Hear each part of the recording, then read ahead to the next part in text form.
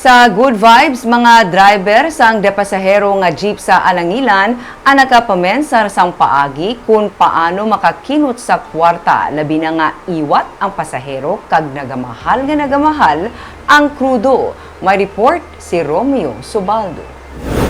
Sabay paradahan sa Alangilan, Burgos sa kilid sa Burgos Market sa Bacolod City. Daw mayara na sang cooking show. Si Regent Sibigan, ginbuligan sa iya parehos nga mga driver nga magdigamo panyaga. Nahiwa na ang Bisaya nga manok. Nakihad naman ang kapayas, pati na ang ahos kag Bombay. Gisaho niya na lang kag lagaon sang makadali. Ano na hapon? Pagana tay. Amot gani? Linghod man kuno ang manok, hindi na kinahanglan sang inuras nga lagaanay para makahigop na sila sang sabaw sang tinola nga manok. Antes gisulad ang tinola, nabakit na ang tinigang. Ilaw.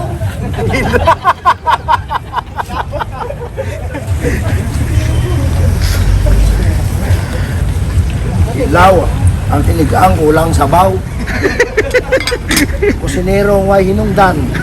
Kadako lang ang tiyan. Ining eksena sa paradahan kun udto. Imbis nga magkaon sa karinderya, nagaamot-amot ang mga driver sang kwarta para makaluto sang palanyagahon. Tag 30 pesos ang amot sang kada isa. Suno sa kay Regent, mas makakinot sila sang sa magbakal sang sudan kag kanon sa karinderya. Saan nagkabilog ang manok? Oh, nagulong sa isda, sa paksyo kami. Bakal kami sa gatos. Mga tungaw namon. Tinatanan ka mo sa isang kapanyaga, be? Gasto namon guro mga 30. Ada isa. 30 ka na ulo. Oh, Nakapanyaga na ka mo. yan ka na. Kung magkao sa karinderya, so 50, duha ka kanon. Ulo.